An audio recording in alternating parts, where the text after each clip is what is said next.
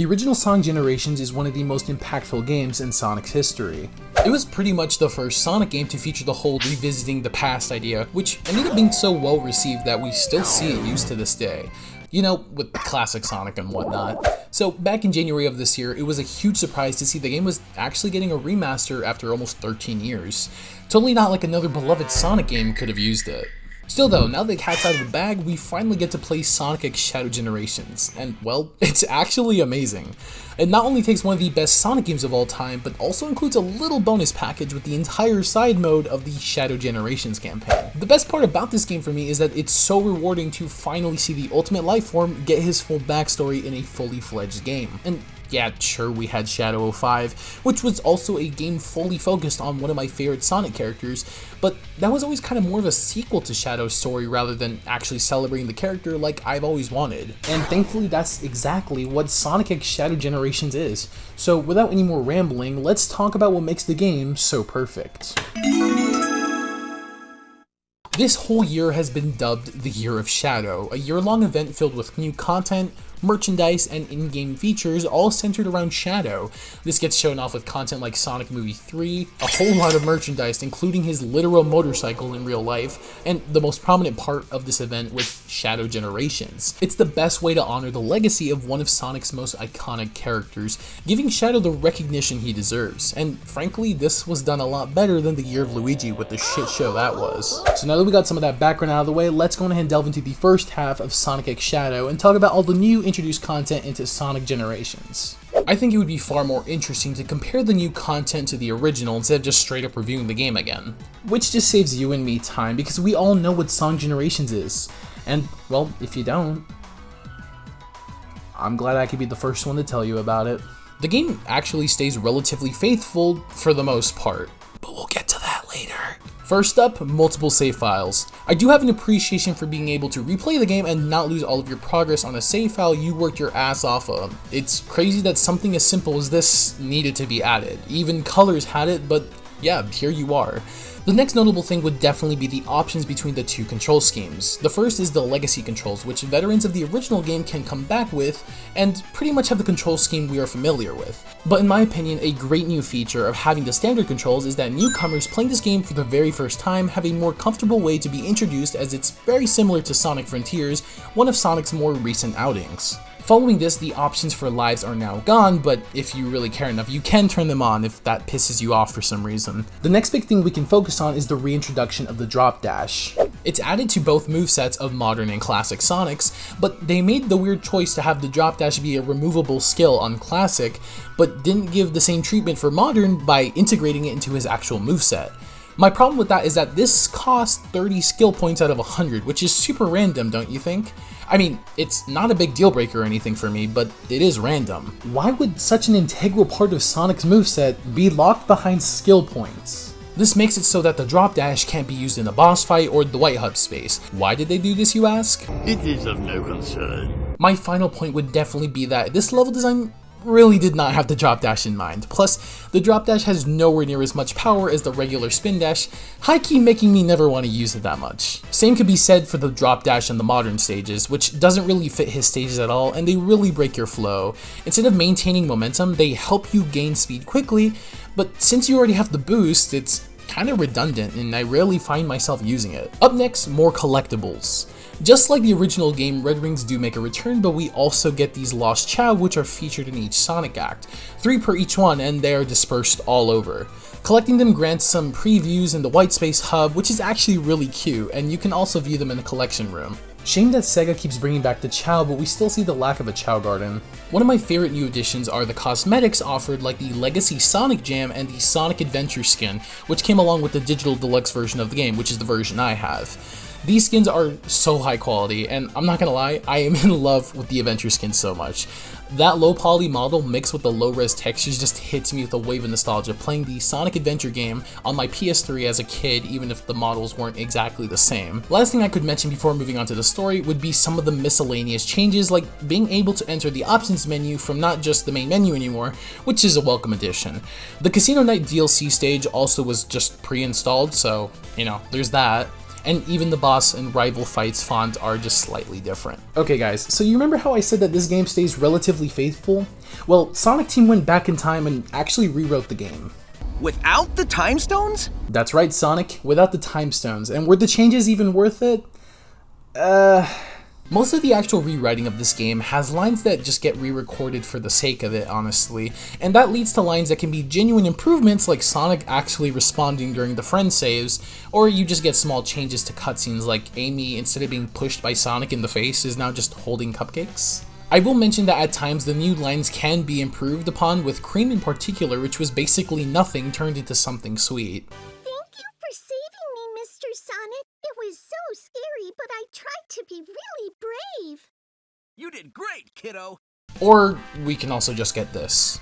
It was great teaming up with you, or me. Maybe this will fast track you to learning some new tricks in the future. Wait, I mean, past.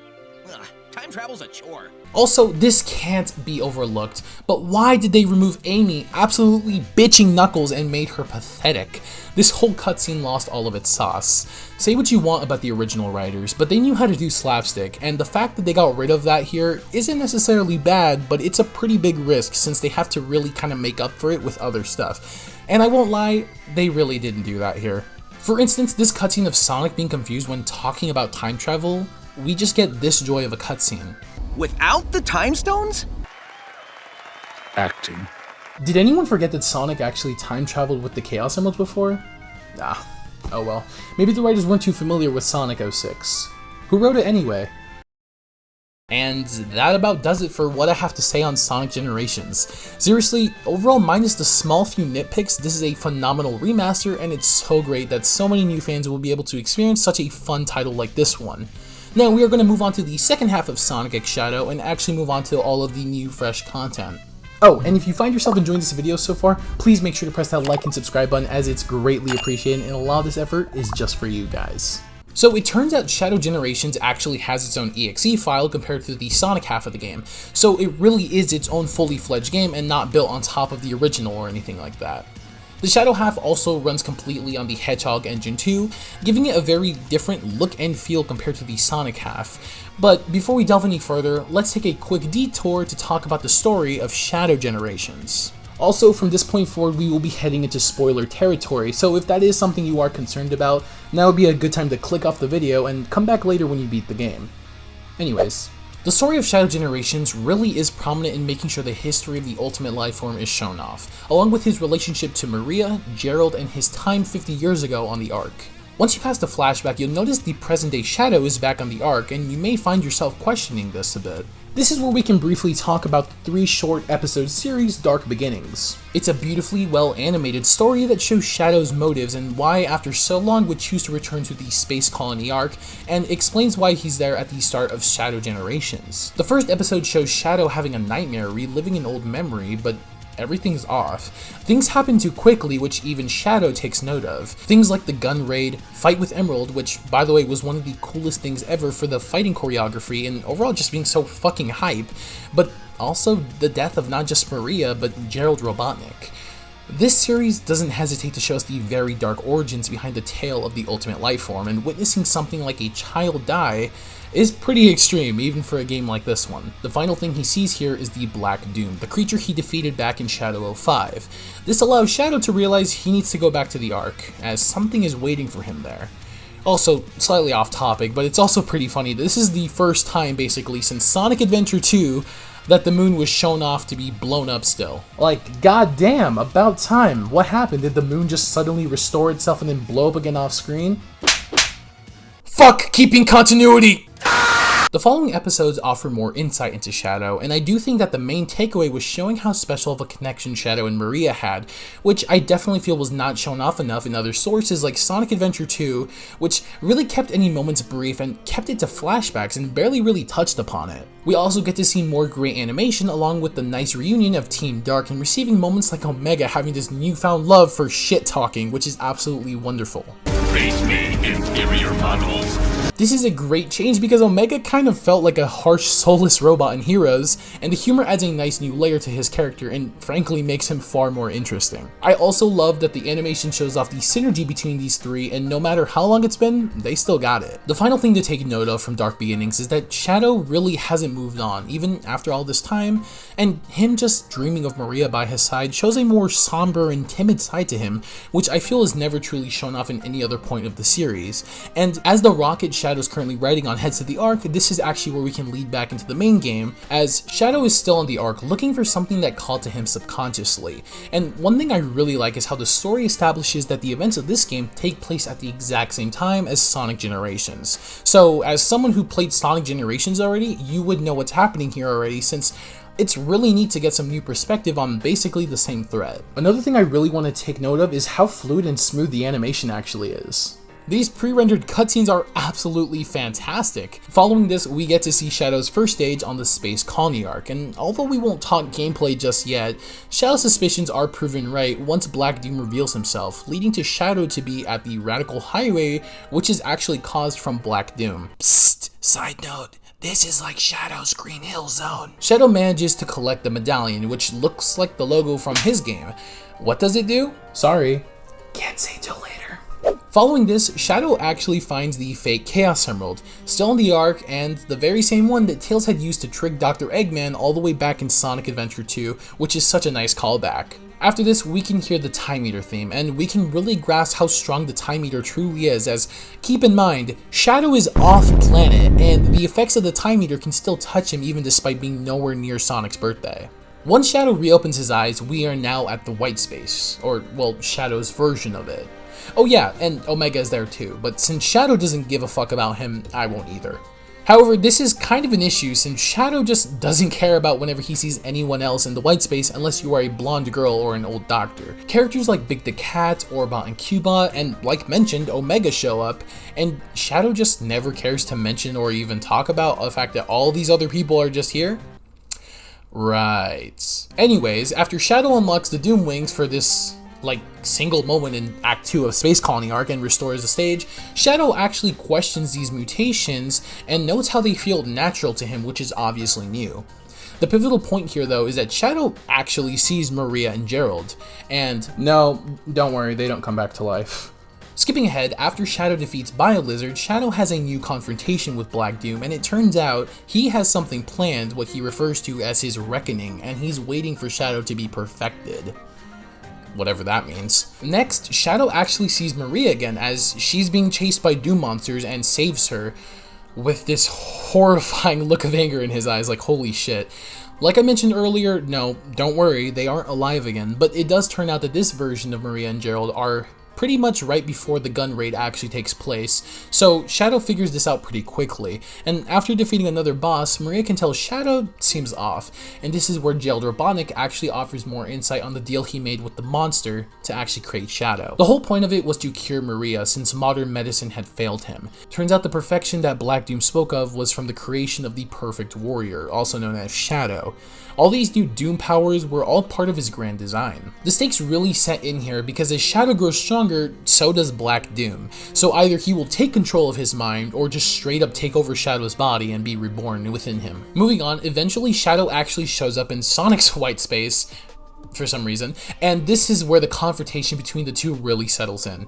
We get a phenomenal cutscene, and although not actually playable, it is really cool seeing a pre-rendered version of the fight you end up playing back in Sonic Generations. You can even see that Shadow attempts to use his Doom powers on Sonic, but isn't able to. Shadow, despite losing, was actually pretty smart by letting Sonic take the fake Chaos Emerald he grabbed from the Ark. Shadow does understand Sonic's position though, and informs Ruse when she sees him that once he finishes his mission to swap the fake emerald for the real one.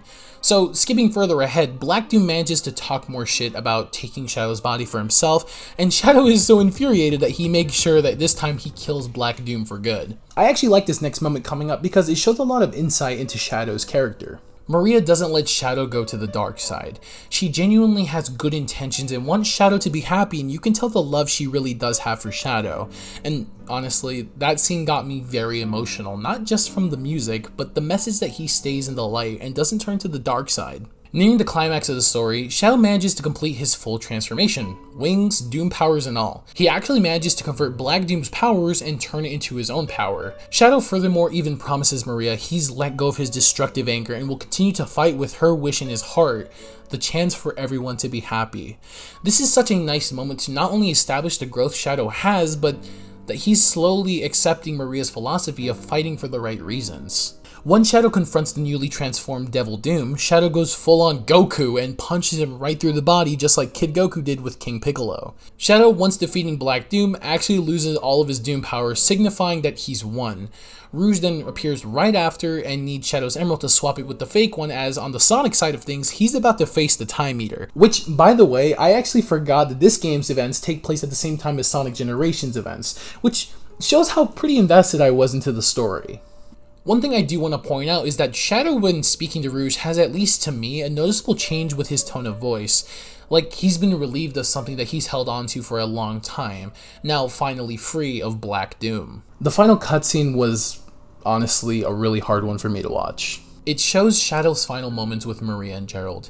It's a very somber moment, as without Doom, they will return to their own point of time, and even with Shadow trying one last gamble to save them, he learns to accept that Maria and Gerald have to be let go. As they fade away, Shadow runs towards Sonic and the gang with a tear in his eye, and the rest is history. The grieving process is not an easy one, not even for the ultimate life form, and I, like many others, can relate to this.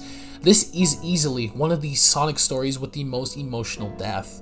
Learning the pain of loss, grievance, and then finally acceptance is a really hard one. Shadow learning to be a better person, someone who can give everyone the chance to be happy, is such a powerful moment for the character, and to run off actually shedding a tear for the two people he loved the most actually broke my heart. And not only that, but I don't think there's any other Sonic game that has actually managed to make me shed a tear other than Unleashed, and this game beat that. It doesn't beat it in the gameplay though. Let's talk shop. The gameplay of Shadow Generations is on the Hedgehog engine too, so obviously the game does look and feel quite a bit different, but that's not necessarily a bad thing, as once you get past any significant story moments, you are immediately thrust into Shadow's first act, Space Colony Arc.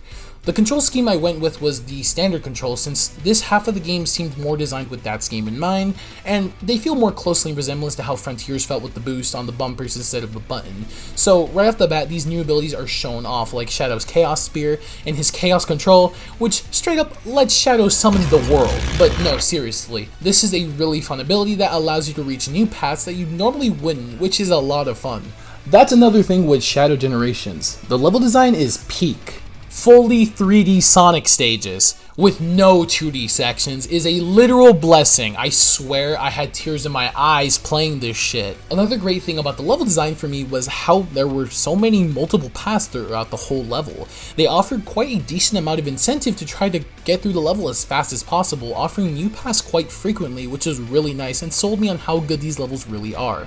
I think at this point I've probably played most of the levels at least 7 times. Shadow Generations has a total of 6 zones consisting of Space Colony Arc, Rail Canyon, Kingdom Valley, psst, this is the best one, Sunset Heights, Chaos Island, and Radical Highway. Truthfully, these are some great picks for what stages should come back.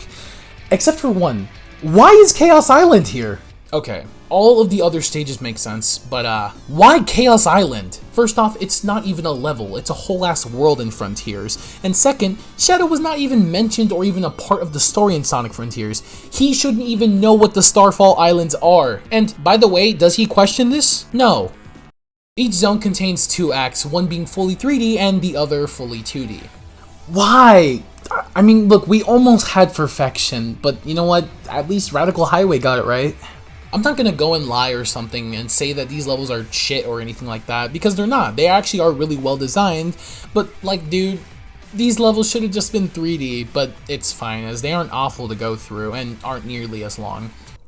Act 1 of each zone though is really fun to speed through and have a solid length of about 4 to 5 minutes, which is low-key an improvement from the previously shown 2 to 3 minutes. Unless no one likes you and your name is Planet Wisp. Another newly introduced gimmick in these levels are the medallions, 3 per each level. One is for the music, one is for the concept art, and one is for collectibles. It's all basically for the collection room stuff, which is fine, as the Chow and the Red Rings do essentially the same thing. The collection room also has fun stuff to check out, like Shadow's past artworks or even Gerald Robotnik's journal, which is not something I care a lot for, but it's pretty cool that it's here. Following up, we have not just the Chaos Control and the Chaos Spear as a part of Shadow's moveset, but we actually get to learn about his new Doom powers. To unlock these abilities, once you fully restore a zone, you collect the medallions which you bring to a power sealing device, which reminded me of the cyberspace gates of Frontiers. The first ability you unlock is the Doom Spear, and yes, technically you use the Doom Wings in Act 2 of Space Colony, however you don't really unlock it till later. Anyways, the Doom Spear is not that different, as it just allows for Shadow to hit multiple targets, which is nice. And during the open zone, which we'll get to later, you can use it for puzzle solving or just the levels, which is just really convenient than just spamming the Chaos Spear button. This is probably the most useful ability of Shadow's next to the Chaos Control, since most of the levels require you to use it. The next Doom power is the Doom Blast. Seriously, this is one of the coolest power-ups out of Shadow's new arsenal.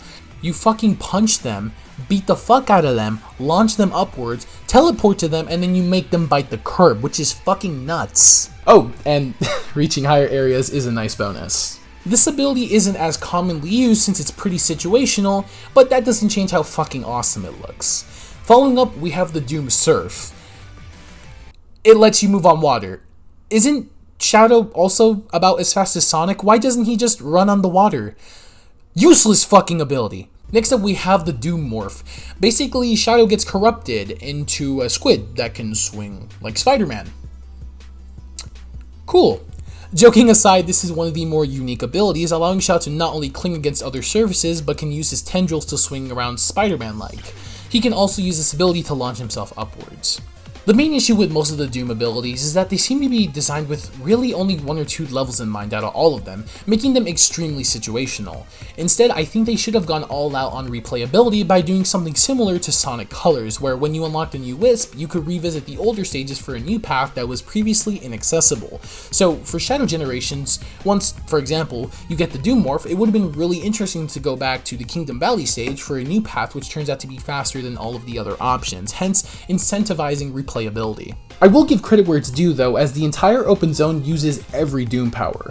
For me, this doesn't really count though, as the hub world is just one big stage and it's the only instance of this happening, so it really doesn't count, honestly. The final Doom ability unlocked is the Doom Wings. This is essentially the replacement for a super form, or, you know, an endgame ability. You'll need 50 rings to activate it, and it allows you to have a stronger double jump and glide with the wings when you boost midair.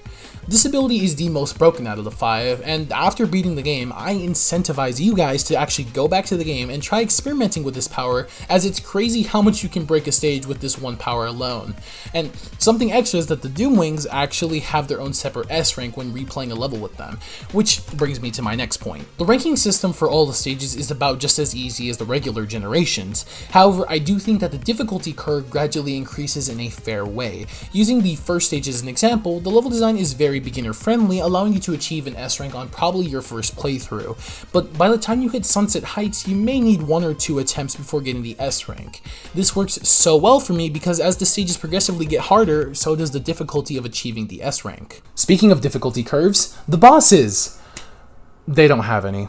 Shadow Generations contains 4 bosses, just like the original Generations. You'll have the Bio Lizard, Metal Overlord, Methylis, Devil Doom, and his transformation into the Neo Devil Doom. But before we go into the bosses, let's take a gander at how you actually unlock them. Just like the original Sonic Generations, you need to do the White Space Gate challenges, and these challenges can consist of modes like Time, Ring Count, Chaos Control Mastery, defeating enemy missions, and things of that sort. One new thing though is that instead of the traditional Generation style of only requiring you to be 1 mission for the boss key, you will actually be needing to complete 2 missions for each zone. Each of the boss gates require 3 keys, with only the final one requiring 4. So this whole system, in my opinion, feels like a major improvement compared to how the White Space used to feel like a chore, honestly, and I never liked doing them. But the missions within this game are a lot more fun and a lot less of a chore. Messing around with the Chaos Control seriously was one of my favorite parts of replaying the levels. I mean, it even freezes the timer in the top left corner, which is just crazy. However, moving on to the main topic of bosses, we start off with the Bio Lizard, returning from Sonic Adventure 2. Moving past an amazingly animated cutscene, most of its attacks are quite faithful to the original boss fight, albeit not as difficult.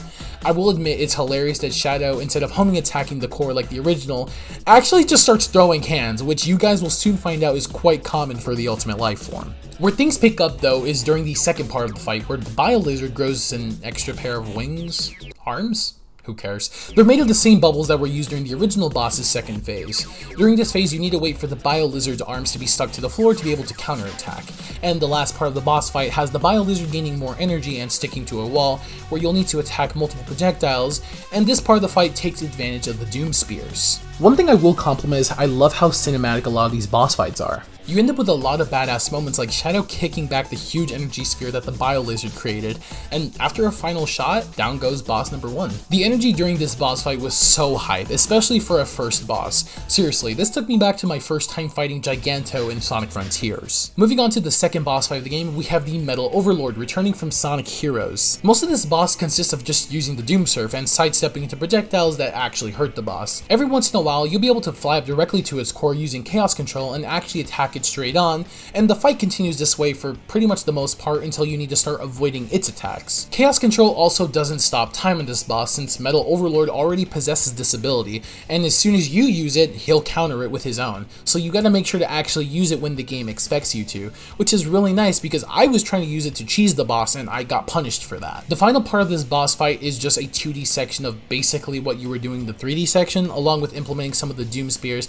and finally allowing you to use the Chaos Control. And as I mentioned earlier, I still adore how cinematic a lot of these boss fights are. Something I noticed during my playthrough is that each of the bosses actually implement a gimmick based around the newest Doom ability in your arsenal. This is a really nice gimmick as it tests your mastery of the ability, and I think it's highlighted especially in boss number 3 with Mephiles. This boss fight returns from Sonic 06, and it's my personal favorite, not only just from the animations, but how genuinely fun this boss fight is. The first phase requires you to transform into the Doom Morph and rush the boss head on, and this is where shit gets wild. This is borderline a Dragon Ball Z fight, the way Shadow manhandles Mephiles and slams him into the ground. And I gotta say, starting off from moments like with Sonic Frontiers having Super Sonic 2 and now this, Sonic Team is absolutely taking the right approach when it comes to the cinematic and action side of things. Phase 2 has Mephiles create clones of himself, and you will need to morph even faster to climb up a pillar with all this purple sludge on it, and you'll reach Mephiles who's floating above the air. Once you do this, Phase 3 activates and the final part of the fight starts, with Shadow needing you to fight this almost projection of Mephiles where you attack his core and force him out of this state where you could just then defeat all of his clones. And it's also crazy how Mephiles just wants to exist, but Shadow puts a stop to that real quick. There is no future for you. Ever. This whole boss fight is a perfect example of how much stronger Shadow has gotten since Sonic 06, considering he can take Mephiles head on his own without taking off his inhibitor rings or anything like that. The last and final boss is of course Black Doom, who by this point transforms into the Devil Doom. The first part of the boss has you Doom surfing, and one thing I personally am a big fan of is how it almost feels like a boss rush, using gimmicks from the prior boss fights, but not in the same exact way. So despite it being similar, it's still new and intriguing. It's like the other bosses were preparing you to deal with Devil Doom, and that's pretty cool. The second part of the fight utilizes the Doom Morph to traverse across this one area to be able to go straight up to Devil Doom and beat that ass. The final part of the boss fight now has you using the Doom Wings, and as you face the newly transformed Neo Devil Doom, during this phase of the fight you'll be needing to play hole in the wall as you dodge projectiles, walls, and all of that. And you end up doing something similar when using the Doom Surf and just quick step into projectiles that allow you to hurt Neo Devil Doom until you can directly attack it. Devil Doom's counterattacks are also extremely cinematic, having Shadow being pummeled in like the coolest way possible. The last part of the boss fight has Neo Devil Doom using the Chaos Control on his own, but Shadow counteracts it with his own. And the most significant part of this last segment of the fight is seeing Shadow go all out with every Doom ability obtained and finally having him use a Doom Spear on steroids, and has Shadow going crazy and finally closing the tie, connecting them, freeing him from Doom. This has to be one of the best bosses in any Sonic game and clears the fuck out of the time meter. No, seriously, fuck that thing. Overall, the gameplay of Shadow Generations is the biggest step in the right direction for the series, having taken what was done right in Frontiers and going all in on that, and only improving everything from there. My only hope is that later down the line we can get a future title with a game style similar to this one with all new original 3D levels. The open zone whitespace is also one of the coolest ways to implement the open zone formula that was first introduced from the previous game, and basically expanding on that, and this easily has become a top 5 Sonic game for me, and Really, the last thing I could probably mention here is the DLC, first off with the Terios skin, which comes in bundled with the digital deluxe version of the game, which is based on the original concept for Shadow, and I think it's a really cool callback that reminded me of the Feels the Rabbit DLC present in Sonic Superstars. The second DLC is the movie Shadow skin, which includes a whole new level based on the third movie, and even has Keanu Reeves, who voices Shadow in the movie, reprise his role for this game. It looks really well done, and I'm really happy, just like with Colors Ultimate, that we are seeing more movie content present in the game, specifically because the Sonic series gains so many new fans from the movies directly. And by the way, if you are interested in DLC, I do have a video on the iCard up above where I pretty much talk about every DLC in the Sonic series, but don't leave just yet, ladies and gents, as we're going to be moving on to the presentation and soundtrack of this phenomenal title. The overall look of Shadow Generations can feel very akin to more of a Hedgehog Engine 2 game instead of the Hedgehog Engine 1 games, and this can be especially apparent when comparing the game to Sonic Frontiers, for example.